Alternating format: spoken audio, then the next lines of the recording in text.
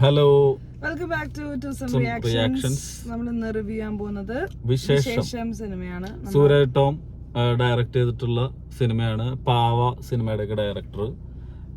പിന്നെ സാഗർ അയ്യപ്പനാണ് ക്യാമറ. പിന്നെ അങ്ങനെ നമുക്കറിയുന്ന കുറച്ച് പേരും ടീം സിനിമ എന്നുള്ള ടീമാണ് സിനിമ ചെയ്താണത്. ആനന്ദ് മധുസൂദനൻ നായകനായിട്ടുള്ള സിനിമയാണ്. ആ നായികയുടെ പേരെന്താ? ചിന്നു ചാന്ദിനി. അയ്യോ, എനിക്ക് ഭയങ്കര ഫേവറേറ്റ് ആണ്. ഈ ആനന്ദ് മധുസൂദനാണ് കഥ, തിരക്കഥ, ലിറിക്സ്, പാട്ട്. നാട്ടുകാരനാണ്, ഇരിഞ്ഞാലക്കുടക്കാരനാണ്. ആള് അടിപൊളിയായിട്ട് ചെയ്തിട്ടുണ്ട്. ആളാ ക്യാരക്ടറായിട്ട് അങ്ങോട്ട് മാറി. അത് ഭയങ്കര വലിയൊരു പ്ലസ് പോയിന്റ് ആയിട്ട് തോന്നി. പിന്നെ ഡബിങ്ങും സൂപ്പറായിരുന്നു.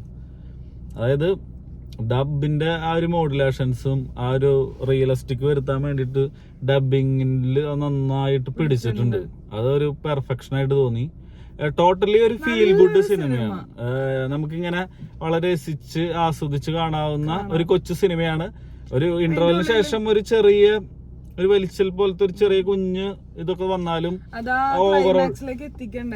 ഓവറോൾ സംഭവം കണ്ടിരിക്കാവുന്ന സിനിമ എന്ന് നോക്കുമ്പോൾ ഒരു ഫീൽ ഗുഡ്, നല്ല രസം ഉള്ള കുറച്ച് തമാശകളും ഒരു സാധാരണക്കാരന്റെ ലൈഫ് പറയുന്ന കഥയാണ്. ഇമോഷൻസ് കൂടെ കടന്നു പോകുന്ന ഒരു കപ്പിൾ. അതായത് നമ്മളൊരു കല്യാണം,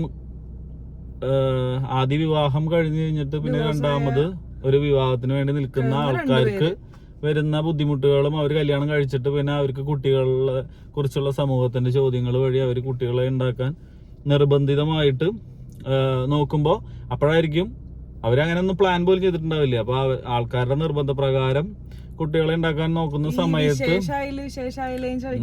അതായത് വിശേഷം എന്ന് പറയുന്നത്. അപ്പോ അത് ആൾക്കാരുടെ ശല്യം കൂടി അവര് നോക്കുമ്പോ ഡോക്ടറെ പോയി കാണുമ്പോ പ്രശ്നം ഉണ്ട് എന്ന് മനസ്സിലാക്കി തുടങ്ങിയതിന് ശേഷം അവരുടെ ജീവിതത്തിൽ ഉണ്ടാകുന്ന പ്രശ്നങ്ങളാണ്. അതായത് അത്ര നാളെ അവർ വളരെ സമാധാനത്തോടു കൂടി അവർക്ക് ഒരു ലക്ഷ്യം കാര്യങ്ങളൊക്കെ ആയിട്ട് മുന്നോട്ട് പോയിരുന്നു. അപ്പോൾ കുഴപ്പമുണ്ടെന്ന് കണ്ടതിന് ശേഷം പിന്നെ അതിന്റെ ട്രീറ്റ്മെന്റും കാര്യങ്ങളൊക്കെ ആയിട്ട് മുന്നോട്ട് പോകുന്നു. കുറെ നാൾ പോയതിനു ശേഷം ഒരു അബോർഷനും പരിപാടികളൊക്കെ വന്നതിന് ശേഷം അവർ എടുക്കുന്ന തീരുമാനങ്ങളും കാര്യങ്ങളൊക്കെയാണ് സിനിമ. അവര് ഒരു മൊത്തത്തിൽ പറഞ്ഞു കഴിഞ്ഞാൽ കഥ മൊത്തത്തില് അഭിനയിച്ചിട്ടുണ്ട് അല്ലേ? അതെ. അപ്പൊ അല്ല, കഥ മൊത്തത്തിലേ ഇങ്ങനെ മൊത്തമായി പോവും സിനിമ കാണുമ്പോ. ഇറങ്ങിയിട്ട് കുറച്ചാളായി നമ്മള് കണ്ടത്. ഒരു 2 ദിവസം മുമ്പാണ് റിവ്യൂ ഇടാൻ ലേറ്റ്. ഒരാഴ്ച കഴിഞ്ഞ ആഴ്ചയാണ് വിശേഷം റിലീസായത്. അപ്പം ഫാമിലി സിനിമാറ്റോഗ്രാഫി സാഗറേട്ടൻ നമുക്കറിയുന്ന ചേട്ടനാണ്. അടിപൊളിയായിട്ടുണ്ട്. സിനിമാറ്റോഗ്രാഫിയും എല്ലാം കൊണ്ടും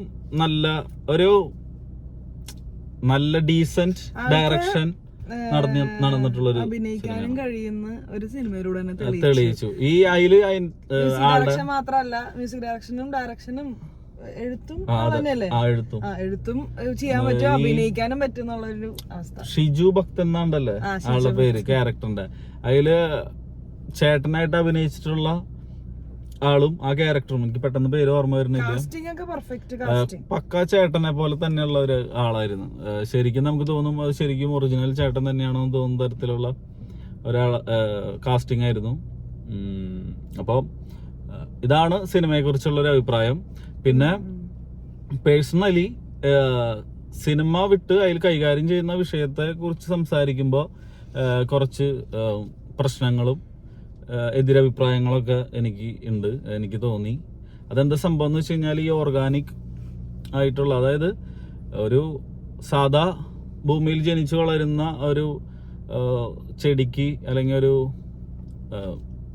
എന്തെങ്കിലും ഫ്രൂട്ട്സിനോ വെജിറ്റബിൾസിനോ അല്ലെങ്കിൽ എന്തെങ്കിലും നമ്മൾ ചെയ്യുന്ന കൃഷി ചെയ്യുന്ന വിളകൾക്ക് സാധാ നാച്ചുറലി ആയിട്ടുള്ള, സോക്കോൾഡ് നാച്ചുറലി എന്ന് പറയുന്ന ഈ പ്രകൃതിദത്തമായിട്ടുള്ള ഈ സംഭവങ്ങളും ചാണകം പോലുള്ള കാര്യങ്ങളും അങ്ങനത്തെ വളങ്ങളോ അല്ലാതെ കീടനാശിനികളോ ഒന്നും ഉപയോഗിക്കാതെ ഓർഗാനിക്കായിട്ട് കൃഷി ചെയ്ത് കഴിയുമ്പോൾ അതാണ് ശരി എന്നുള്ളൊരു രീതിയിലുള്ളൊരു തോട്ടുണ്ട് അതിൽ.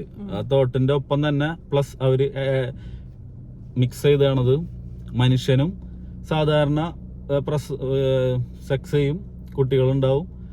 അപ്പൊ പ്രശ്നങ്ങൾ വരുന്ന സമയത്ത് ട്രീറ്റ്മെന്റ് കൊടുത്തു കഴിഞ്ഞു കഴിഞ്ഞാൽ അത് വിള തരാത്ത ഒരു ചെടിക്ക് കീടനാശിനി അടിച്ച് അതിനെ കൊണ്ട് ഉണ്ടാക്കുന്നത് പോലെയാണെന്നുള്ളൊരു തോട്ട് എനിക്ക് അതിൽ നിന്ന് തോന്നി. അപ്പൊ അതെനിക്കൊരു തെറ്റായിട്ടുള്ളൊരു അഭിപ്രായം ആണ്. കാരണം ഈ ലോകത്തില് നമുക്ക് ജൈവമായിട്ടുള്ളതും കെമിക്കലായിട്ടുള്ളതൊന്നും പറയാനൊന്നും പറ്റില്ല.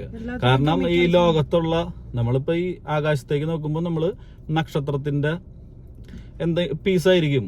ഇവിടെയുള്ള കാണുന്ന എന്തും ഈ ഭൂമി ഉണ്ടായണതൊക്കെ ഈ പ്രപഞ്ചത്തിൽ നിന്ന് ഉണ്ടായിട്ടുള്ള മൂലകങ്ങൾ കാര്യങ്ങൾ വെച്ചിട്ടാണ്. അപ്പൊ നമ്മൾ കെമിസ്ട്രി അതെ സ്കാമാണ്. ഈ അതായത് ഈ ലോകത്തുള്ള എല്ലാം ഈ നമ്മളെ പീരിയോഡിക് ടേബിളിലുള്ള ആ മൂലകങ്ങൾ വെച്ചിട്ടുള്ള കാര്യങ്ങളാണ് ഈ ലോകത്ത് എന്തുള്ളൂ. നമ്മളായാലും നമ്മുടെ ചുറ്റിരിക്കുന്ന എന്ത് തന്നെ ആയാലും, മൊബൈലായാലും കാറായാലും എന്തിലും ഇരുമ്പും അലുമിനിയം, അയൺ, സിങ്ക്, ക്ലോറിൻ, അങ്ങനെ പറഞ്ഞിട്ട് മെർക്കുറി, അങ്ങനെ എല്ലാം കൊണ്ടാണ്. ഡോക്ടർ പറയുന്നുണ്ട് ഒരു വരി, അതായത് നമുക്ക് നമ്മുടെ ശരീരത്തിന് എന്താണ് ഡെഫിഷ്യന്റ് ആയിട്ടുള്ളത് അത് പുറത്തുനിന്ന് സപ്ലൈ ചെയ്യുന്നത്, അതല്ലാതെ വേറെ ഒന്നും ചെയ്യുന്നില്ല. അതാണ് മനസ്സിലാക്കാത്തത്. അതിന് ഫോർ എക്സാമ്പിൾ പറയുകയാണെന്നുണ്ടെങ്കിൽ ഇപ്പൊ ഒരു ചെടി നമ്മള് ഓരോ ടെക്നോളജിയിൽ മാത്രമല്ല വിപ്ലവം ഉണ്ടാകണം. സിനിമ എന്ന് പറഞ്ഞു കഴിഞ്ഞാല് ആദ്യം ഫിലിം ക്യാമറ, പല ടെക്നോളജി, പരിമിതമായ ടെക്നോളജി എന്നാണ് നമ്മൾ ഇത്ര വലിയ സിനിമയും കാര്യങ്ങളൊക്കെ ഉണ്ടാക്കുന്ന എല്ലാ എക്യുപ്മെന്റ്സും കണ്ടെത്തിയത്. അതപ്പോൾ ടെക്നോളജിയാണ്. അന്നത്തെ പോലത്തെ ഒരു അവൈലബിൾ സോഴ്സ് വെച്ചിട്ടല്ലല്ലോ നമുക്ക് ഇന്ന് കിട്ടാവുന്ന അത്യാധുനികമായിട്ടുള്ള എല്ലാ സൗകര്യങ്ങളും വെച്ചിട്ടാണ് നമ്മൾ സിനിമ ഉണ്ടാക്കുന്നത്. അതുപോലെ തന്നെയാണ് കാർഷിക രംഗത്തും അവൈലബിൾ ആയിട്ടുള്ള എല്ലാ ടെക്നോളജി ഉപയോഗിച്ചിട്ടാണ് നമ്മൾ കാർഷികം. പണ്ടൊക്കെ നമ്മുടെ പല വിളകളാണെങ്കിലും എന്ത് ആണെന്നുണ്ടെങ്കിലും കാട്ടിൽ വളരുന്ന കുറെ ചെടികൾക്കിടയിൽ വളരുന്ന ഒരു സാധാ പ്രൊഡക്ഷൻ അധികം ഇല്ലാത്ത ഒരു വിളയാൻ എടുത്തിട്ട്, ഇപ്പൊ തക്കാളി ആണെങ്കിലും വെണ്ടക്കായ ആണെന്നുണ്ടെങ്കിലും അതെടുത്ത് ടിഷ്യൂ കൾച്ചറും അതിന്റെ അനുബന്ധമായിട്ടുള്ള ടെക്നോളജികൾ വികസിപ്പിച്ചിട്ടാണ് ഇത്രയും പോകുന്ന ഒരു തക്കാളിയിൽ നിന്ന് നമ്മൾ ഇത്രയും പോകുന്ന ഒരു തക്കാളിയിലേക്കോ അല്ലെങ്കിൽ ഇത്രയും പോകുന്ന ഒരു വെണ്ടക്കയിലേക്ക് എത്തുന്നത്. അപ്പൊ അതൊരു ടെക്നോളജി, അല്ലെങ്കിൽ ആ ടെക്നോളജി ടിഷ്യൂ കൾച്ചർ ആവാം, അല്ലെങ്കിൽ നമ്മൾ ആ ചെടിക്ക് കൊടുക്കേണ്ടതായിട്ടുള്ള പോഷകങ്ങൾ, സപ്ലിമെന്റ്സ് കിട്ടാത്തതുകൊണ്ടാണ് ആ ചെടി അത് വലിച്ചെടുക്കാത്തതും വളരാത്തതും. കാരണം ഇപ്പൊ പറയുകയാണെന്നുണ്ടെങ്കിൽ ഒരു വാഴത്തോട്ടം പണ്ട് കാലത്താണെന്നുണ്ടെങ്കിൽ വാഴയ്ക്ക് ചാണകമാണ് കൊണ്ടിടുന്നത്. അപ്പൊ നമ്മളൊരു 10 കിലോ ചാണകം ഒരു വാഴയുടെ ഒരു തെങ്ങിന്റെയോ ചുവട്ടിൽ കൊണ്ടിട്ട് കഴിഞ്ഞിട്ടുണ്ടെങ്കിൽ ഈ വാഴയ്ക്കോ തെങ്ങിനോ ആവശ്യമായിട്ടുള്ള ഘടകങ്ങൾ മാത്രം, ഇപ്പൊ ഫോസ്ഫറസ് ആണ് ആവശ്യമെന്നുണ്ടെങ്കിൽ ആ ചാണകത്തിൽ നിന്ന് ആ ഒരു നിസ്സാര ഗ്രാം ഫോസ്ഫറസ് മാത്രമായിരിക്കും ആ ചെടി വലിച്ചെടുക്കുക. അപ്പൊ ആ 10 കിലോ ചാണകം അവിടെ നമ്മൾ കൊണ്ടിടുന്ന നമ്മുടെ കായികാധ്വാനം, അങ്ങനെ പല കാര്യങ്ങളുണ്ടായിരിക്കും. അതൊക്കെ കുറയ്ക്കാൻ വേണ്ടി നമുക്ക് സിമ്പിളായിട്ട് ഈ 10 കിലോ ചാണകത്തിലുള്ള ഈ വാഴയ്ക്ക് വേണ്ടിയിട്ടുള്ള ഫോസ്ഫറസ് നമുക്ക് നേരിട്ട് വ്യാവസായിക അടിസ്ഥാനത്തിൽ ലാബുകളിലും ഇൻഡസ്ട്രികളിലും ഉണ്ടാക്കിയെടുക്കാൻ പറ്റും. ആ സംഭവമാണ് നമ്മൾ നേരെ പാക്കറ്റിലാക്കിയിട്ട് കൊണ്ട് ഇടുന്നു. അപ്പൊ നമ്മുടെ അധ്വാനം കുറയ്ക്കാനും പ്രൊഡക്ഷൻ കൂട്ടാനും എന്താണ് ഒരു വിളക്ക് വേണ്ടത് എന്ന് മനസ്സിലാക്കിയിട്ട് നേരിട്ട് കൊടുക്കുകയാണ് ചെയ്യുന്നത്. ഇപ്പൊ നമുക്ക് തൃശ്ശൂർക്ക് നടന്നും പോവാം, കാളവണ്ടിക്കും പോവാം, ബെൻസിലും പോവാം എന്നൊരു ഓപ്ഷൻ ഉണ്ടെന്നുണ്ടെങ്കിൽ നമ്മൾ ബെൻസിലായിരിക്കുമല്ലോ പോവുക. എന്തിനാ നമ്മൾ കാളവണ്ടിയിൽ കയറിയിട്ട് ഇഴഞ്ഞ് പോകേണ്ട കാര്യമില്ലല്ലോ. അതായത് ഒരു 10 ദിവസം കൊണ്ട് ഉണ്ടാവുന്ന പ്രോസസ്സിനെ നമുക്ക് പെട്ടെന്ന് തീർത്ത് പെട്ടെന്ന് ഒരു ചെറിയ കാലയളവിൽ തന്നെ കൂടുതൽ പ്രൊഡക്ഷൻ ചെടികൾ ഉണ്ടാക്കാൻ പറ്റുന്നുണ്ടെങ്കിൽ അതാണ് ശരിയായിട്ടുള്ള ഒരു കാര്യം. ഇതുപോലെ തന്നെ ഒരിടയ്ക്ക് വന്നായിരുന്നു ഇറച്ചിക്കോഴികളുടെ. അല്ല, അത് വേറെ വിഷയമായിട്ട് നമുക്ക് സംസാരിക്കേണ്ടി വരും. ഈ കുത്തിവെക്കുകയെന്ന്, ഇത് എല്ലാരും കുത്തിവെച്ച് കഴിഞ്ഞിട്ടുണ്ടെങ്കിൽ, അല്ല നീ ഒന്ന് വെറുതെ ആലോചിച്ചോക്ക്, 130 രൂപ 140 രൂപ കിട്ടുന്ന ഒരു കോഴി, ആ കോഴിനെ ഓരോന്നിനും പിടിച്ച് ഹോർമോൺ എന്ന് പറഞ്ഞിട്ട് ഇങ്ങനെ നമ്മൾ സിറിഞ്ചിൽ കുത്തിവെക്കുക. ഇപ്പൊ വിചാരിക്കുകയാണ് ഒരു സിറിഞ്ചോണ്ട് തന്നെയാണ് എല്ലാത്തിനും കുത്തിവെക്കണെന്ന് വിചാരിക്കും. ഇത് എന്തോരം പ്രശ്നങ്ങളുണ്ടായിരിക്കും. ഒരു സിറിഞ്ചിനെ യൂസ് ചെയ്യുകയാണെന്നുണ്ടെങ്കിൽ ഇപ്പം രോഗങ്ങളും പല കാര്യങ്ങളും വഴി കോഴികൾ ചത്തുപോകാൻ വരെ സാധ്യതയുണ്ട്. അപ്പൊ ഓരോന്നിനും ഓരോ പുതിയ സിറിഞ്ച് വാങ്ങി അല്ലെങ്കിൽ ആ മരുന്ന് വാങ്ങി അത് അടിക്കണ നേരമുണ്ടെങ്കിൽ വേറൊരു കട, അല്ല അത്ര ചെയ്യണ പരിപാടി ഉണ്ടെങ്കിൽ വേറൊരു കടയിൽ പോയിട്ട് ഒരു കിലോ ചിക്കൻ വാങ്ങിക്കണം എന്നുള്ളത് ഇത്രയൊക്കെ ചെയ്തിട്ട് ആൾക്കാർക്ക് കൊടുക്കാനുണ്ടെങ്കിൽ തീറ്റ കൊടുത്ത്. അപ്പൊ ഇതൊക്കെ ആ ടെക്നോളജി, ആ മേഖലയിലുള്ള ബയോളജിക്കലായിട്ടുള്ള കാര്യങ്ങളിലെ ടെക്നോളജി വികസിച്ചതിന്റെ ഫലമായിട്ട് നമ്മൾ കണ്ടെത്താണ് കൂടുതൽ മാംസം കിട്ടുന്ന, എന്നിട്ട് അതിനെ പറയാം ജെൻസ അല്ല ഒരു സംഭവം ബ്രീഡ്. ആ ബ്രീഡിനെ നമ്മൾ ഉണ്ടാക്കി എടുക്കുകയാണ് ടെക്നോളജിയുടെ വികാസം കൊണ്ട്. അത് നമുക്ക് ഉപകാരമായിട്ട് വരണം. അല്ലാതെ ഇപ്പൊ അതിൽ കുത്തി വെച്ചിട്ടുണ്ട് ആന്റിബയോട്ടിക്കിന്റെ തരി കൊടുത്തിട്ടുണ്ടെന്നുണ്ടെങ്കിൽ നമ്മളത് കഴിച്ചു കഴിഞ്ഞാൽ എന്തുണ്ടാവണേ? അതായത് നമ്മുടെ രക്തത്തിലേക്ക് അതിനെ കലർത്തല്ല ചെയ്യുന്നത് നേരിട്ട്. അത് നേരെ നമ്മൾ കഴിക്കുമ്പോൾ നമ്മുടെ വയറ്റിന്റെ അകത്ത് ആമാശയത്തിലേക്ക് ഇതിനെന്താ പ്രശ്നം എന്ന് വെച്ച് കഴിഞ്ഞാൽ ഒരു മണ്ടത്തരം വിളിച്ചു പറയാൻ ഒരു നിമിഷം മതി. പക്ഷെ അതിന്റെ പിന്നിലുള്ള സയൻസ് പറഞ്ഞു കൊടുക്കണമെന്നുണ്ടെങ്കിൽ നമുക്ക് ഏറ്റവും പറഞ്ഞു കൊടുക്കേണ്ട വരും. അപ്പൊ ഈ പറഞ്ഞു കൊടുക്കുന്ന സമയത്ത് ഇത് സമയം പോകുമ്പോൾ ഇവർ പറയും ഇത് എന്തിട്ട് ഇത് എന്തോരം നേരം അത് പറഞ്ഞുകൊണ്ടിരിക്കണേ, കാരണം നിങ്ങളൊരു മണ്ടത്തരം പറയുന്നതുകൊണ്ടാണ് അതിന്റെ സയൻസ് ഇന്ന രീതിയിലാണെന്ന് നമുക്ക് പറയേണ്ടി വരുന്നത്. അപ്പൊ ഈ കോഴിയുടെ കാര്യം അല്ല, അപ്പൊ ഈ കോഴിയുടെ കാര്യം അവിടെ നിൽക്കട്ടെ, ഈ നമ്മുടെ ഓർഗാനിക് കൃഷിയെ കുറിച്ചാണ് പറഞ്ഞത്. അപ്പൊ നമ്മളൊരു ശാസ്ത്രം വികസിക്കുന്നതിന്റെ ഒപ്പമുള്ളൊരു കാര്യങ്ങളായിട്ട് മുന്നോട്ട് പോകണതാണ്. അല്ലാതെ കുറെ കീടനാശിനി അടിച്ച് കുറെ സംഭവങ്ങൾ ഉണ്ടാക്കുക അങ്ങനെയുള്ള സംഭവങ്ങളല്ല. അതിനൊരു നിശ്ചിത അളവുണ്ട്. ആ അളവിനനുസരിച്ചിട്ട് തന്നെ നമ്മൾ ഉപയോഗിക്കണം. അതിൽ കൂടുതൽ ഉപയോഗിക്കുന്നുണ്ടെങ്കിൽ അത് നമ്മൾ അന്വേഷിച്ച് അങ്ങനത്തെ കാര്യങ്ങളെ കുറയ്ക്കാനുള്ള പരിപാടികളാണ് ചെയ്യേണ്ടത്. അപ്പൊ ഇതാണ് സംഭവം. അപ്പോൾ നമ്മൾ ശരീരത്തിൽ നമുക്കൊരു കുട്ടി ഉണ്ടാകുന്നില്ല എന്നുണ്ടെങ്കിൽ നമ്മുടെ പല കാര്യങ്ങളും അത് അനുബന്ധിച്ച് കിടക്കുന്ന കാര്യങ്ങളാണ്. നമ്മുടെ ജീവിതത്തിലെ ഓരോ കാര്യങ്ങൾ, നമ്മൾ ചെയ്യുന്ന നമ്മുടെ ഭക്ഷണം, നമ്മൾ കഴിക്കുന്ന ഭക്ഷണം, അങ്ങനെ പല കാര്യങ്ങളിൽ. അപ്പൊ ചിലപ്പോൾ മരുന്ന് കഴിച്ചാൽ മാത്രം നമുക്ക് ശരിയാവുന്ന കുറെ കാര്യങ്ങളുണ്ട്. അപ്പൊ നമ്മുടെ എന്ത് കാര്യം പോലെ തന്നെ കൊച്ചിനുണ്ടാക്കണം എന്നുണ്ടെങ്കിൽ അതിലെ ടെക്നോളജി ഇപ്പൊ ഇത്രയും കാലഘട്ടം കൊണ്ട് വികസിച്ചു വന്നിട്ടുണ്ട്. അതാണ് അതിൽ പറയാനുള്ളൂ.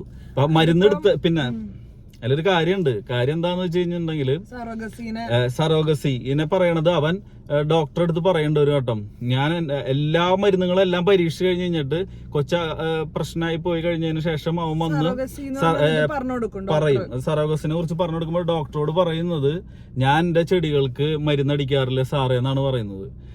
അത് ഈ ഓർഗാനിക് കൃഷി രീതി ആളങ്ങനെ ഒരു കൃഷിക്കാരനായതുകൊണ്ടും കൂടിയുള്ള ഒരു സംസാരമാണ്. അതൊരു സ്യൂഡോ സയൻസ് ആണ് സത്യത്തില്. അത് നിങ്ങൾക്ക് ഗൂഗിൾ ചെയ്ത് തന്നെ മനസ്സിലാക്കി എടുക്കാൻ പറ്റാവുന്ന കാര്യങ്ങളാണ്. അപ്പോൾ മരുന്നടിച്ച് എൻ്റെ ഭാര്യയ്ക്ക് ട്രീറ്റ്മെന്റ് ചെയ്ത് കുട്ടിയെ ഉണ്ടാക്കാൻ നോക്കുന്നത് ഒരു ഭയങ്കര ഇത് ചെയ്യുന്നതാണ്. നാച്ചുറലായിട്ടാണ് ഉണ്ടാവേണ്ടതെന്ന്. ശരിയാണ്, നാച്ചുറലായിട്ട് ഉണ്ടാവാം. ആവശ്യക്കാർക്ക് നമുക്ക് വേണമെന്നുണ്ടെങ്കിൽ ഈ ടെക്നോളജിയും നമുക്ക് മെഡിക്കൽ ടെക്നോളജിയും യൂസ് ചെയ്യാം. ബീജോ മണ്ടോ ഒക്കെ ആയിരിക്കും എടുക്കുക. അല്ല, അപ്പൊ അതിലെ നായകൻ ഷിജു ഭക്തൻ പറയുന്നത് ഞാൻ എന്റെ അതേ ചായയുള്ള എന്റെ അതേ സ്വഭാവമുള്ള ആളെയാണ് ഞാൻ നോക്കുന്നത്, അതിന് വേറൊരാളെ കിട്ടി കഴിഞ്ഞാൽ എങ്ങനെ ശരിയാവാ എന്നുള്ള രീതിയിൽ സംസാരിക്കുന്നുണ്ട്. പറയുമ്പോ ഇതുവഴി ഉണ്ടായ ഒരുപാട് പേരുടെ മനസ്സ് അല്ല, അത് മാത്രല്ല അവിടെ ഒരു പ്രശ്നം ഉണ്ടാവുന്നത്.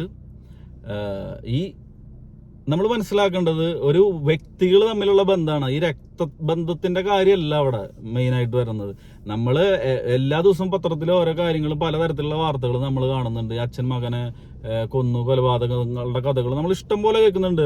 ഈ ചേട്ടനനിമാര് തമ്മിലുള്ള വഴക്കുകളും അതിനുള്ള വലിയ ക്രൂഷ്യൽ ആയിട്ടുള്ള വലിയ കോടതി കേസുകളൊക്കെ നമ്മൾ കാണുന്നുണ്ട്. അപ്പൊ മക്കളെ വളർത്തുക അല്ലെങ്കിൽ ആ സംഭവം എന്ന് പറഞ്ഞു കഴിഞ്ഞാൽ ആ വ്യക്തിയോട് നമ്മളൊരു അറ്റാച്ച്മെന്റ് ഉണ്ടാക്കിയെടുക്കുക എന്നുള്ളതാണ് ഏറ്റവും വലിയ കാര്യം. അല്ലാതെ ഞാൻ അവന്റെ രക്തമാണ്, ഞാൻ എന്റെ ഇതാണ്, എല്ലാണ്, രക്താണ്, വെള്ളാണെന്നൊന്നും പറയുന്നതിൽ കൂടുതൽ പ്രകടിപ്പിക്കുക എന്നുള്ളൊരു സംഭവമുണ്ട്. ആ സ്നേഹം അച്ഛനാണെങ്കിലും അല്ലെങ്കിൽ ആ ഒരു ബയോളജിക്കൽ ഫാദർ ആണെങ്കിലും അല്ലെങ്കിൽ ഈ സറോഗസി വരുന്നതാണെങ്കിലും ആ കുട്ടിയോട് നമ്മൾ കാണിക്കുന്ന സ്നേഹവും ആ ഒരു കെയറിങ്ങിലാണ് അതിന്റെ മെയിൻ ആയിട്ടുള്ളൊരു കാര്യം ഇരിക്കുന്നത്. അപ്പോൾ ഇതാണ് ഒരു സംഭവം. അപ്പോ അങ്ങനെ പറയുന്നത് നമുക്കൊരു എതിരഭിപ്രായമായിട്ട് ഈ സിനിമയിൽ തോന്നി. ഒരു നല്ല സിനിമകളിലൂടെ നമ്മൾ പറഞ്ഞു കൊടുക്കുന്ന കുറെ കാര്യങ്ങള് അത് ആൾക്കാര് തെറ്റായ രീതിയിൽ. അതെ, അല്ല, അപ്പൊ ഇത് എന്താ സംഭവം എന്ന് വെച്ച് കഴിഞ്ഞാൽ ഞാൻ മനസ്സിലാക്കിയത് ആ സംവിധായകനും ആ ഒരു ചിന്താഗതിയും കാര്യങ്ങളുള്ള ഒരാളായിരിക്കാം. അപ്പൊ അതുകൊണ്ടായിരിക്കാം അങ്ങനെ. പക്ഷെ എനിക്കൊരു പ്രശ്നമായിട്ട് അതിൽ പറയാനുള്ളത്, ആള് ഈ വ്യക്തി തന്നെ ഒരു കൈപ്പക്കായ തോട്ടത്തിലൂടെ നടന്നു വരുന്ന സമയത്ത് ആളെ കൈപ്പക്കായകൾ മൊത്തം ഉണങ്ങി കിടക്കുന്ന സമയത്ത് ആളിങ്ങനെ മനസ്സിൽ ആത്മകഥം പറയുന്നുണ്ട്. ഡബില് കൊടുത്താണെന്ന് തോന്നുന്നു. എന്ത് ചെയ്തിട്ട് അങ്ങോട്ട് വളരണില്ലല്ലോന്നാ, കാക്കണില്ലല്ലോന്നാ എന്തോ പറയുന്നുണ്ട്. എന്തോ ഒരു അങ്ങനത്തെ ഒരു രീതിയിൽ എങ്ങനെയുണ്ടാവുക? അതായത് ശരിയായിട്ടുള്ളൊരു വളവും കാര്യങ്ങളും കൊടുത്താൽ മാത്രമാണല്ലോ ഒരു പ്രൊഡക്റ്റ് ഉണ്ടാവുള്ളൂ. അപ്പൊ ഇപ്പൊ നമ്മള് വയറ്റിലൊരു കുഞ്ഞ് ബോട്ടായി പോണ പോലെ തന്നെയാണ്. അതെ, അതെ, അല്ല, അതിനുള്ള സ്ട്രെങ്ത് നമുക്ക് ബയോളജിക്കലായിട്ട് നമ്മൾ ജനിക്കുമ്പോൾ നമുക്ക് ഉണ്ടാവാത്ത സ്ട്രെങ്ത് അല്ലെങ്കിൽ നമുക്ക് ഇല്ലാത്ത കാര്യങ്ങൾ നമ്മളെ സഹായിക്കുകയാണ്. മെഡിക്കലി ഡോക്ടേഴ്സും എല്ലാവരും ആ മെഡിസിനും കാര്യങ്ങളൊക്കെ വെച്ചിട്ട് നമ്മളെ സഹായിക്കുകയാണ് ഇതിനെ നമുക്ക് അങ്ങനത്തെ ഒരു ഇതിലേക്ക് എത്താൻ വേണ്ടിയിട്ട്. കൂടുതൽ റിസ്ക് ഉണ്ടെന്നുണ്ടെങ്കിൽ നമ്മളത് ഉപേക്ഷിക്കും. റിസ്ക് ഇല്ല എന്നുണ്ടെങ്കിൽ നമ്മൾ അതിനൊരു സാധ്യത നോക്കും. അതാണ് ഇന്നത്തെ കാലത്ത് നമ്മൾ ടെക്നോളജികൾ യൂസ് ചെയ്യേണ്ടത് എല്ലാത്തിലും. മെഡിക്കൽ ഫീൽഡ് ആണെങ്കിലും കൃഷിയാണെന്നുണ്ടെങ്കിലും മൊബൈലാണെന്നുണ്ടെങ്കിലും ഇന്റർനെറ്റ് ആണെന്നുണ്ടെങ്കിലും വിദ്യാഭ്യാസം ആണെന്നുണ്ടെങ്കിലും എന്ത് തന്നെയാണെന്നുണ്ടെങ്കിലും ആ ഒരു ശാസ്ത്രീയതയുടെ അല്ലെങ്കിൽ സയന്റിഫിക് ടെമ്പറിന്റെ രീതിയിലുള്ള മുന്നോട്ടാണ് നമുക്ക് പോകാൻ പറ്റുള്ളൂ. അപ്പം ഈ കുട്ടികളെ വളർത്തുക എന്നുള്ളതൊക്കെ ഓരോരുത്തർ വ്യക്തിപരമായിട്ടുള്ള തീരുമാനങ്ങളാണ്. കുട്ടി ഉണ്ടായി കഴിഞ്ഞാൽ കുട്ടിയെ നോക്കുക എന്നുള്ളത് നമ്മുടെ അവരുടെ ഗാർഡിയന്റെ ഇതാണ്, ചുമതലയാണ്. അപ്പോൾ അതൊന്ന് എല്ലാവരും കറക്റ്റായിട്ട് ചെയ്യുക. അപ്പോൾ അതിനനുസരിച്ച് പുതിയ ടെക്നോളജികളും കാര്യങ്ങളും യൂസ് ചെയ്തിട്ടാണ് സന്തോഷം കണ്ടെത്താൻ പറ്റുന്നുള്ള അതിന് സാമ്പത്തികം ഉണ്ട് എന്നുണ്ടെങ്കിൽ കൂടുതൽ ചെയ്യുക. പിന്നെ ഈ സൈഡ് എഫക്ട്സ് എന്ന് പറയുന്ന പരിപാടി ലോകത്തിൽ എന്ത് നമ്മൾ പ്രവൃത്തി ചെയ്യുമ്പോഴും അതിന് സൈഡ് എഫക്ട്സ് ഉണ്ട്. അത് മരുന്നിന് മാത്രമൊന്നുമില്ല. നമ്മുടെ ഒരു കാര്യം നമ്മൾ ജനിച്ച് ഭൂമിയിലേക്ക് വന്ന് നമ്മുടെ ഈ സോഫ്റ്റ്വെയറിലുള്ള കുഴപ്പങ്ങളും അല്ലെങ്കിൽ നമ്മുടെ ശരീരത്തിലുള്ള അവയവങ്ങളുടെ കുഴപ്പങ്ങളൊക്കെ മാറ്റുന്നത് ഇതുപോലെയുള്ള ട്രീറ്റ്മെന്റുകളും കാര്യങ്ങളൊക്കെ എടുത്തിട്ടാണ്. അപ്പം അത് ഒരു കാര്യം ചെയ്യുന്ന സമയത്ത് നമുക്ക് ഒരു കാര്യം ഇതുണ്ടായിരിക്കും, ലോസ് ഉണ്ടായിരിക്കും. അപ്പോൾ ആ ലോസ് എത്രമാത്രം കുറയ്ക്കാൻ പറ്റും എന്നുള്ളതാണ് ഡോക്ടർമാരും മറ്റുള്ളവരും ശ്രമിച്ചുകൊണ്ടിരിക്കുന്നത്.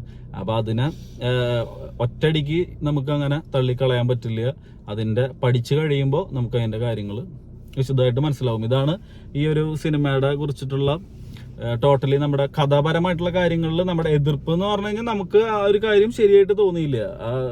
ഒരു ലൈറ്റർ ആക്കുമ്പോൾ നമുക്കൊരു സാധാരണക്കാരൻ അത് കാണുമ്പോൾ സാധാരണക്കാരൻ അത് മനസ്സിലാക്കുന്നത് വേറൊരു തരത്തിലാണ്. സാധാരണക്കാരന് അപ്പോഴും ഊറ്റം കൊള്ളാം, അവന്റെ രക്തം, അപ്പൊ അങ്ങനെയൊക്കെ പറഞ്ഞിട്ടായിരിക്കും അവര് ഊറ്റം കൊള്ള. ഈ ഊറ്റം കൊള്ളുന്നത് ഇപ്പൊ മറ്റുള്ള ആൾക്കാർ ഈ ലോകത്ത്, കേരളം മാത്രം ഇന്ത്യ മാത്രം ഒന്നുമില്ല, ഇവിടെ ലോകത്ത് എല്ലാവരും പല രീതിയിലും പുതിയ കാലഘട്ടത്തിൽ ജീവിച്ചുകൊണ്ടിരിക്കുകയാണ്. ഫാമിലി എന്ന് പറയുന്ന സാധനത്തിന് തന്നെ നല്ല വ്യത്യാസം വന്നിട്ടുണ്ട്. അതിന്റെ ചട്ടക്കൂടുകളൊക്കെ പണ്ട് ഒരു അച്ഛനമ്മ മക്കൾ എന്നുള്ളതിൽ നിന്നൊക്കെ മാറി പലതരത്തിലും അച്ഛനും അമ്മയും അങ്ങനെ പല തരത്തിലുള്ള ഫാമിലികളാണ് മുന്നോട്ട് പോയിക്കൊണ്ടിരിക്കുന്നത്. അപ്പോൾ ഈ കാലഘട്ടത്തിൽ എല്ലാവർക്കും അവരുടേതായിട്ടുള്ള സ്പേസ് ഈ ഭൂമിയിൽ ഈ ലോകത്ത് ജീവിക്കാൻ വേണം എന്ന് പറഞ്ഞുകൊണ്ട് നമ്മൾ അവസാനിപ്പിക്കുന്നു. ഇതൊരു വലിയ വീഡിയോ ആണ്. അപ്പോൾ സമയമുണ്ടെന്നുണ്ടെങ്കിൽ കാണാം. എല്ലാവർക്കും ബൈ.